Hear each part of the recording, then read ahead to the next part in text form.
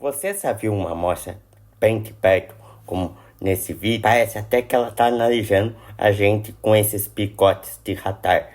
Essa é a amostra Otopenos rosmaros, gigante dos mares árticos, que pode pesar até mais de 1.500 quilos, quase o peso de um carro. Além disso, seus picotes, chamados passas, são super sensíveis e ajudam a encontrar alimentos enterrados na areia, como moluscos e crustáceos. E apesar da sua aparência séria, eles são animais bem sociáveis, vivendo em grandes grupos e interagindo bastante de si. E se você gostou desse conteúdo, curta, comente, compartilhe e me siga nas redes sociais.